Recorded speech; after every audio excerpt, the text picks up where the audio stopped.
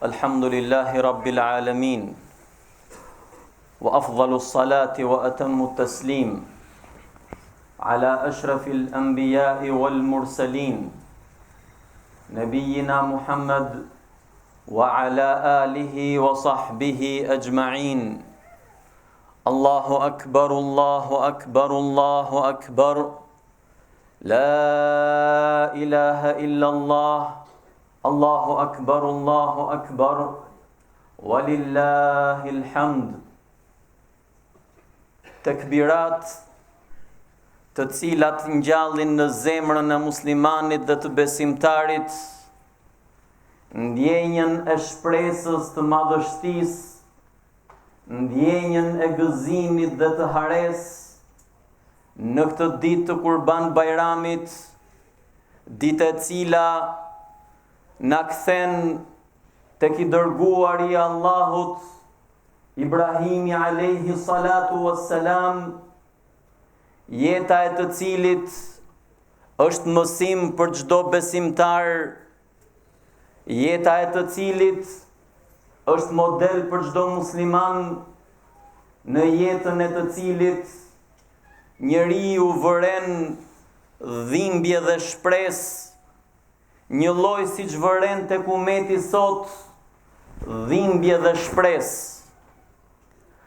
Dhimbje të cilat sa do të mëdhaja të jenë, sa do vuajtje të shkaktojnë, nuk e humbasin shpresën në zemrat dhe në mendjet e muslimanit, atij muslimani që zemrën e tij e ka lidhur me Zotin krijuesin e gjithësisë, me Zotin rretulluesin dhe rregulluesin e çështjeve dhe të gjendjeve mbi faqen e dheut, me Zotin që edhe kur i jep dhimbje muslimanit, ja jep që t'i thërrasi mendjes për t'u kthyer tek e drejta e për t'u larguar nga e shtrëmbura.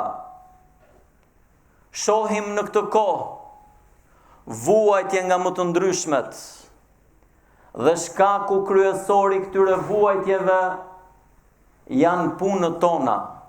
Jemi po ne të mos mendojmë dhe të mos hutohemi se ndonjë ditë prej ditësh ata të cilët deri dje në të shkuarën jo të largët janë nderuar dhe janë respektuar prej muslimanëve, e me gjithë respektin dhe nderimin që ju bë, nuk e poshuan dhe nuk e ndaluan sherrin e tyre prej muslimanëve.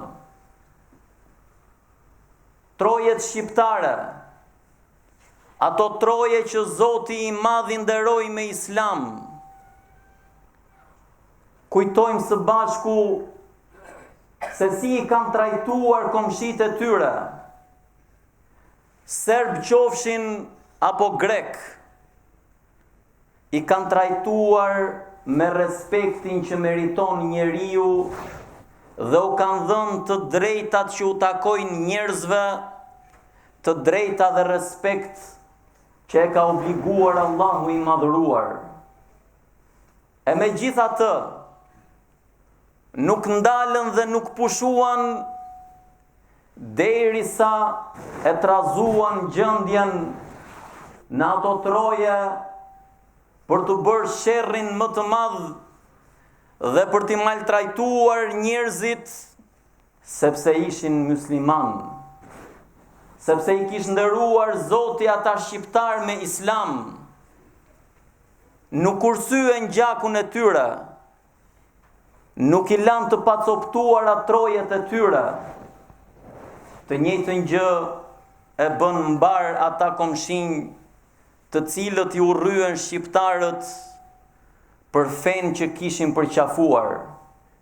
E megjithatë, shqiptarët treguan vlerat e vërteta të besimit duke e ruajtur këtë fe, duke mos u tunduar përpara vuajtjeve dhe masakrave. Pranuan të vriteshin të sakatoheshin dhe besimin e tyre nuk e shitën për gjë. Dhe ky besim i ka bërë këta shqiptar të jenë vlera më e madhe e Ballkanit dhe të jenë faktori më stabilizues i paqes në Ballkan. E nëse shqiptarët do të qëndrojnë larg fesë së tyre, ashtu siç ndodhi fillimi i largimit prej fesë 150 kusur vite shkuar dhe mësyn dashakeqet e tyre, mbi trojet e tyre, mund të përsëritet sërish e njëjta gjë. Garancia për të qenë bashk, një popull, në unitet, në dashuri dhe në vlerësim për njëri tjetrin, është pikërisht besimi ynë. Ai besim i cili ka rrënjosur thellë në zemrat tona lidhjen me Allahun e madhëruar, bindjen ndaj Tij dhe nënshtrimin vetëm për atë. Për këtë arsye, nuk ka mundur kush t'i nënshtroj muslimanët shqiptar në ato momente kur kanë qenë të nënshtruar ndaj Zotit të tyre. Sepse një zemër që nënshtrohet ndaj Allahut nuk mund të nënshtrohet ndaj krijesave të Allahut. E për më tepër nuk mund të nënshtrohet ndaj atyre krijesave që e luftojnë Zotin e gjithësisë. Ndaj është e rëndësishme t'i rikthehemi besimit ton kuptim plot. T'i kthehemi besimit ton duke u lidhur me Zotin ton, me krijuesin e gjithçkaje, furnizuesin e çdo kujt, rregulluesin e çështjeve mbi faqen e dheut për njerëzit, kafshët, bimsin dhe çdo gjë të ngurtë. Dhe lidhja më e mirë me Allahun e madhëruar është adhurimi i Tij vetëm, pa i shoqëruar kënd atij as kënd në adhurim. Thot Allahu i madhëruar në Kur'an: Ja ejuhan nasu u'budu rabbakum alladhi khalaqakum walladhina min qablikum la'allakum tattaqun. O ju njerëz, adhurojeni të vetëm Zotin tuaj, atë të cilin ju krijoi ju, krijoi edhe popujt përpara jush, që të jeni të devotshëm. Gjithashtu thot Allahu i madhëruar në Kur'an: Allahu alladhi khalaqakum, thumma razaqakum, thumma yumitukum, thumma yuhyikum. Hel min shurakaikum min dhalikum Hel min shurakaikum man yaf'alu dhalik min dhalikum. Allahu është ai i cili ju ka krijuar, ju ka furnizuar, ju merr shpirtin, e më pas ju a kthen atë dhe ju ngjall. A është ndokund ndonjë idhull tjetër që bën diçka të tillë? Subhanahu wa ta'ala amma yushrikun. I lartësuar është Allahu i madhëruar për gjithçkaje që i shoqërojnë. Ndaj të lidhim zemrat tona fort me të adhuruarin e vetëm Zotin e gjithësisë.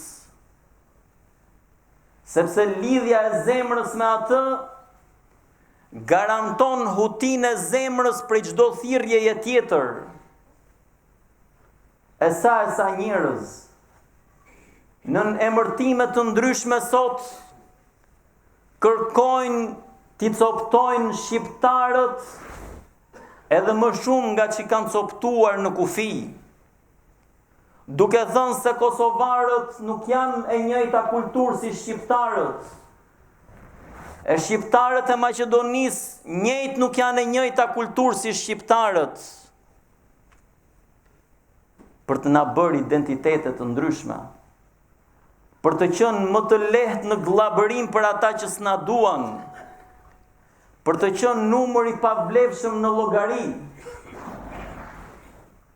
Dhe e gjitha kjo do të marrë kuptim për ata dashakeq ditën që ne, familjet tona, fëmijët tanë, pasardhësit tanë, do të humbasin gjën më të shtrenjtë që shqiptarët sot gëzojnë, dhe gjën më të vyer me të cilën mund të krenohen fena Allahut të madhëruar, Islamin.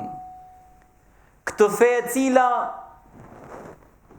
ndryshoi botën ditën kur Zoti e zbriti në vendin më të varfër, në tokën më të shkretë, për të qenë burimi i dritës dhe rrezatimi i mirësisë për popujt e botës mbar, pa dallim race, pa dallim ngjyre, pa dallim kombësie dhe pa asnjë dallim tjetër, sepse të gjithë njerëzit janë krijuar prej një babe dhe një nëne.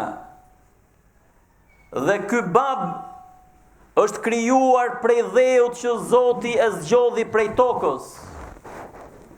Ndaj, nëse njeriu nuk krenohet me besimin që zbret prej qiellit, prej Allahut të madhëruar, nuk mund të krenohet me asgjë tjetër që buron prej tokës të cilën e shkel me këmbë. Zoti i madhëruar na ka krenuar me këtë Islam. Mirë, po ku janë ata musliman që vërtet krenohen me Islamin e tyre? Janë shumë pak. Dhe arsyeja e vetme pse janë shumë pak, ata musliman të cilën të krenohen me Islamin, është mosnjohja e muslimanëve rreth fesë së tyre. Kemi një fe madhështore, një fe e cila i lidh njerëzit me një Zot, fe e cila i lidh njerëzit mbar së bashku me njëri tjetrin, fe e cila ka ruajtur për njerëzimin embrionin e tij, familjen.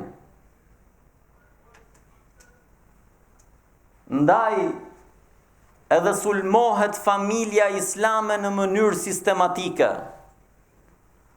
duke trilluar dhe duke prodhuar imazhin më negativ të mundshëm për familjen islame.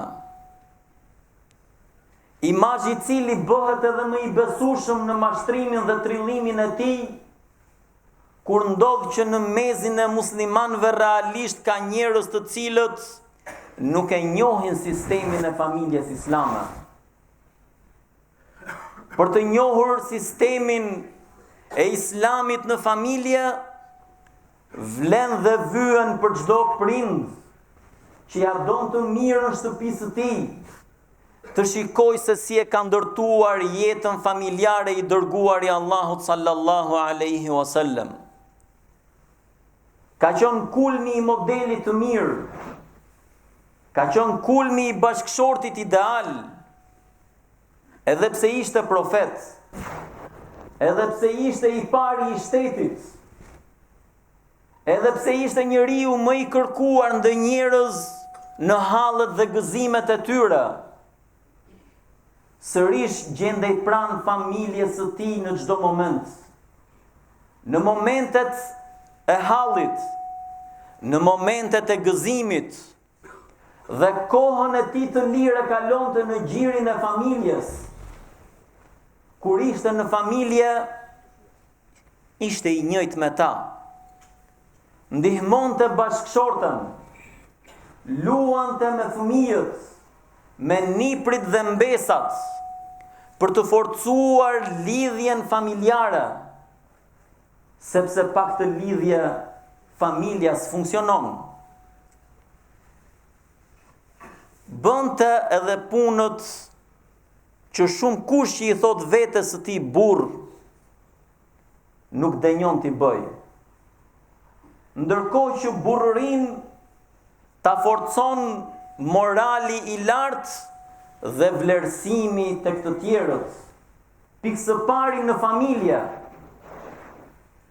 Njeriu i mirë, mirësinë e tij, themelin e asaj mirësie e ka në familje.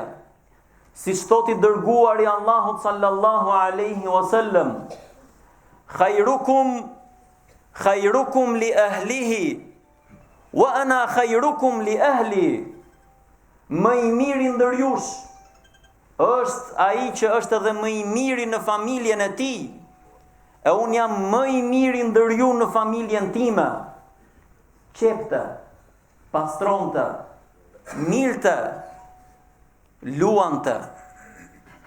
Gjendej pranë në hidhërim, në hallë në vuajtje, për ta zgjidhur sa më mirë. Gjendej pranë në gëzim. Ai sa thot nëna e besimtarve, bashkëshortja e pejgamberit sallallahu alaihi wasallam, Aisha radhiyallahu anha. I dërguari i Allahut sallallahu alaihi wasallam kur ishte në shtëpi nuk dallonte nga ne të tjerët. Nuk e mbante veten me autoritet. Nuk e mbante veten e tij për të lartë. Ishte njëri i familjes. E kur thërritej ezani për namaz, shkonte në namaz pa shkujdesur prej familjes asgjë.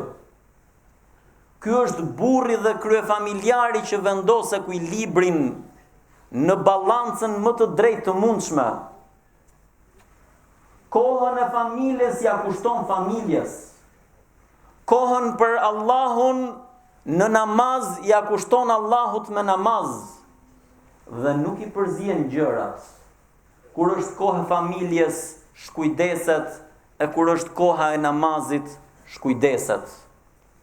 Për këtë arsye, dhe për ta lidhur sa më fort lidhjen familjare, ti mbushim shtëpitë tona me dashuri, me mëshirë, me moral dhe me respekt të ndërsjellët. Burri që është burr dhe që vërtet dëshiron të vlerësohet dhe të respektohet edhe pas vdekjes së tij, në shtëpi dhuron dashuri. E mbush shtëpinë me fjalë të mira, dhuron mëshirë. Nëse gabon bashkëshortja, nuk është xhelati i shtëpisë që për çdo gjë ngren trupin gjykues dhe merr vendime për t'u ekzekutuar.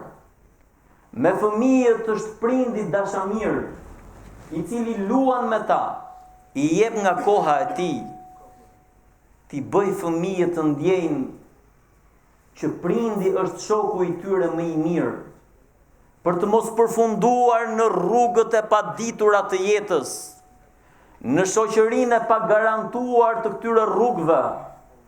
Dhe këtë fëmijë që ti u mundove për të arritur, edukuar dhe arsimuar, ta rrëmbejnë shejtanët e rrugës si pa të keq, e ti s'di se ku ta hedhin, në burgje, a në banda kriminale, a ta fusin në ndhe viktim të interesave të tyre. Ndaj lidhuni fort me familjet tuaja. Dhe bashkëshortet gjithashtu, ti dhurojnë bashkëshortëve të tyre dashurinë maksimale, të jenë të dëgjueshme dhe të bindura ndaj bashkëshortëve të tyre, dhe të mos bëhen si trupa hetimor, që duan të dinë dhe të dëgjojnë gjithçka të vogël që ndodh. Sepse njeriu i mençur ditë mbylli syt ndonjëherë nga gjërat që ndodhin. Njeriu i mençur i fal gabimet e vogla kur shikon të mirat e mëdha.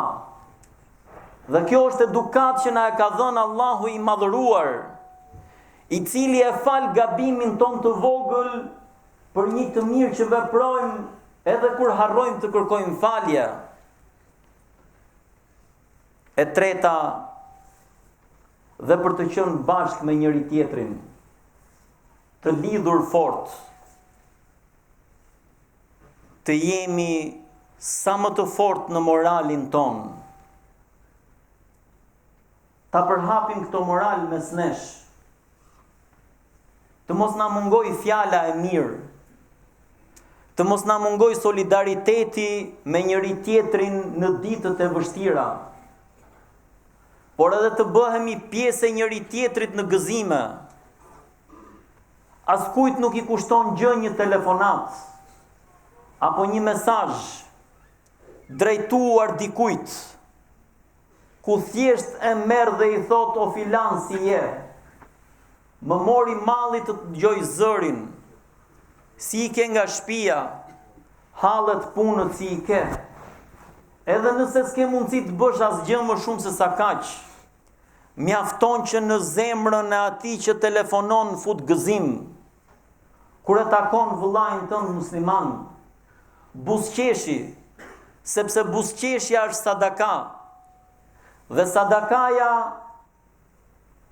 është shuarje e zjarrit dhe e gabimit. Dhe është sadakaja më e pakushtueshme. Dhe është sadakaja që ndihmon në shëndetin tënd. Sa më i buzëqeshur të jesh, më pranë Zotit je. Sa më i buzëqeshur të jesh, më i dashur në mesin e njerëzve je. Sa më i buzëqeshur të jesh, aq edhe më optimist je brenda vetvetes tënde. Ndaj, kjo është edhe një prej shenjave të optimizmit në mesin e muslimanëve, pavarësisht vuajtjeve të mëdhaja që kalojnë në këto ditë. Përhapeni buzëqeshjen, përhapeni fjalën e mirë, përhapeni vllazërinë, përhapeni krenarin me këtë fe, sepse kemi gjën më të shtrenjtë që ekziston mbi faqen e dheut. Dhe kjo nuk është demagogji, ky është realitet. Shikoni sot se ç'ndodh në botë, në atë islame dhe jo islame, luftra, gjakderdhje, përçmime dhe nënçmime, shfrytëzimi njeriut ndaj njeriut, dhe e gjitha kjo ndodh në shekullin e teknologjisë dhe të shkencës, në shekullin e OKB-s, ku janë nënshkruar nga 180 kusur shtete marrëveshje nga më të ndryshmet, karta e të drejtave të njeriut, e mbrojtja e fëmijës, mbrojtja e familjes, karta kundër racizmit, e me gjitha të bota është në pikë të hallit. Familja nuk mbrohet dhe nuk ka se si të mbrohet kur goditet në thelbin e saj. Prindi frenohet e edukoj fëmijën, e të tjerëve u jepet e drejta ta ndërtojnë familjen në ato mënyra që botës nuk i prodhojnë gjë. Përkundrazi e shterojnë atë. Ndaj, të mos mashtrohemi nga slogane dhe të mësojmë dhe të njohim fen ton të lartësuar. Kjo fe që çliroi njerëzit nga robërimi prej njeriut. Kjo fe që zhbëri zullumin e pushtetarit ndaj vargësve që kishte nën të. Ndaj, vlen që moralin e islamit ta njohim, ta bëjmë pjesë të jetës tonë dhe ta përhapim atë duke qenë të moralshëm. Si thoti dërguari i Allahut sallallahu alaihi wasallam në një ndër porositë e tij të vyera, wa khaliqin nasa bi khuluqin hasan, sillu mirë me njerëzit dhe mësoju atyre moralin e mirë. Të nderuar vëllezërit e mi të shtrenjtë dhe motra muslimane, ndodhemi në një ndër vendet më të zhvilluara ekonomike të botës dhe më i zhvilluari në Evropë. E megjithatë, ky zhvillim merr kuptim vetëm në anën materiale. Dhe ana materiale në Islam ka peshën e saj, ka vlerën dhe rëndësinë e saj. Dhe ajo çfarë dallon Islamin prej të tjerëve është ekuilibri i drejtë që ka vendosur mes gjërave. Për këtë arsye në Islam materialja ka vlerën dhe rëndësinë e saj, si kundër edhe shpirtërorja ka vlerën dhe rëndësinë e saj. Për këtë arsye, kur feja që bazohej mbi shpirtëroren, spiritualen, zuri vend në Evropë, nuk prodhoi gjë tjetër vetëm se periudhën e errët të mesjetës. Gjë e cila natyrshëm dhe rrjedhimisht prodhoi një revolucion. Dhe ishte e drejta e njerëzve të çliroheshin nga prangat e robërimit dhe të padrejtësisë. Ndërkohë që kjo gjë nuk ndodhi në botën islame, sepse Islami nuk vlerëson kënd në pozitën e Zotit. Islami nuk e vlerëson qeveritarin dhe pushtetarin si të pagabueshmin dhe të pakëshillueshmin. Islami nuk e shbën jetën e përditshme duke i mësuar njeriut të mbyllet në xhami dhe të bëhet murgu i saj. Përkundrazi, Islami ka obliguar që njeriu t'i japi Allahut hakun e tij, t'i japi vetvetes hakun e saj dhe t'i japi krijesave të Allahut hakun e tyre. Islami ka urdhëruar që kjo tokë të ndërtohet dhe të zhvillohet dhe ka ndaluar nga shkatërrimi i saj, qoftë edhe në emër të zhvillimit. Për këtë arsye, të nderuar vëllezërit dhe motrat e mi, këshilloj veten dhe mbar ju, ta njohim këtë fe me të cilën Allahu i madhëruar na ka begatuar dhe na ka krenuar. Dhe mos e konsiderojmë fen ton si një traditë dhe zakon që na e kanë lënë para ardhësit tanë dhe ne nuk e dim se e kemi. Nuk e dim se jemi musliman. Ashtu si që shprehen një pjesë e muslimanëve, apo që i thonë vetes së tyre musliman, jam musliman, por nuk e di pse jam. Nëse dikush nuk e di pse është musliman, nuk është musliman. Dhe muslimani është musliman sepse i është dorëzuar Zotit, sepse mbjell paqe dhe drejtësi në mesin e krijesave të Zotit. Për këtë arsye, dhe kjo është e fundit me të cilën dua ta mbyll, ruajini fëmijët tuaj. Ruajeni rinin tuaj. Ruajeni nga imazhi i keq që duan të mbjellin kundër Islamit. Imazh të cilin sot e mbjell media dhe për fatin e keq, imazh të keq të cilin sot e mbjellin edhe një pjesë e mendjelehtëve dhe ignorantëve musliman, të cilët në emër të fesë e rrëmbejnë rinin ton prej duarve tona për ta çuar drejt një vdekje të pameritueshme, duke ju premtuar atyre xhenetin e përjetshëm. A thua se Zoti e ka lënë xhenetin në duart e njerëzve? Ndaj, ruajeni rinin në mënyrë të veçantë.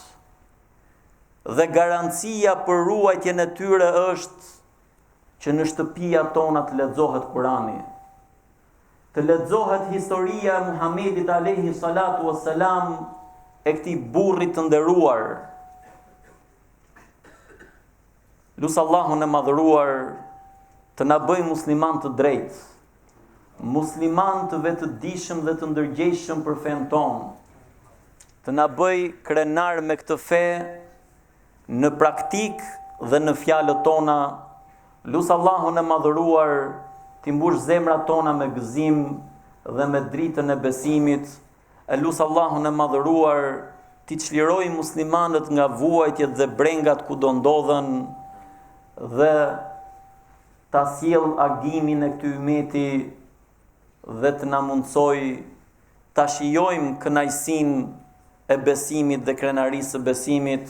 O sallallahu ala Muhammad wa ala alihi wa sahbihi ajma'in.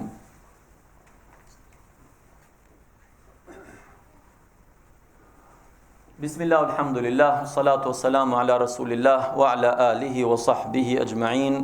Thumma ma ba'd. Të nderuar vëllezërit e mi, çdo njëri prej nesh është përgjegjës përpara Zotit të tij. E kur të dali përpara Zotit do të merret në përgjegjësi për gjithçka ka bërë në jetën e tij. Dhe një ndër përgjegjësitë e çdo njërit prej nesh, për të cilën do të merret në llogari prej Zotit të tij, është modeli që ka dhënë tek të tjerët. Ne ndodhemi në një vend i cili i kultivon vetvetes ndjenjën e krenarisë dhe superioritetit ndaj të tjerëve. Dhe kanë një farë të drejtë për shkak të zhvillimit që kanë arritur. Zhvillim të cilin e arritën mbas një shkatërrimi pothuajse total në përfundimin e luftës së dytë botërore. E megjithatë, çdo njëri prej jush, çdo antar në familjet tuaja, gëzon diçka të cilën nuk e gëzon askush në mesin e këtij populli të zhytur në materializëm. Ndaj, përçojeni fen tuaj në mesin e këtyre njerëzve që kanë humbur busullën e shpresës. Përçojeni moralin e Islamit te këta njerëz që sot po vuajnë për të gjetur busullën e moralit. Përpiquni t'i afroni dhe t'i afroni duke qenë ju modeli i mirë, sepse çdo njeri ka ëndje të jetë pranë njeriu të mirë. Dhe kush e njeh Islamin dhe e zbaton atë, është automatikisht njeri i mirë.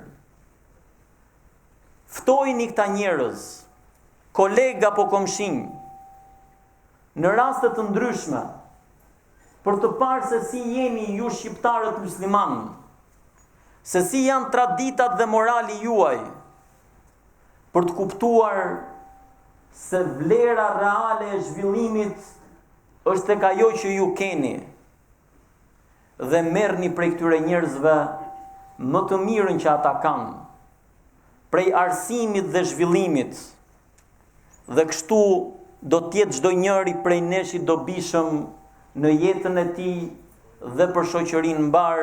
Lusë Allahun e madhëruar të na fali, të na mëshiroj, të na gëzoj me mirësinë e tij dhe mëshirën e tij, e të na bëj të dobishëm e të moralshëm kudo jemi me këdo.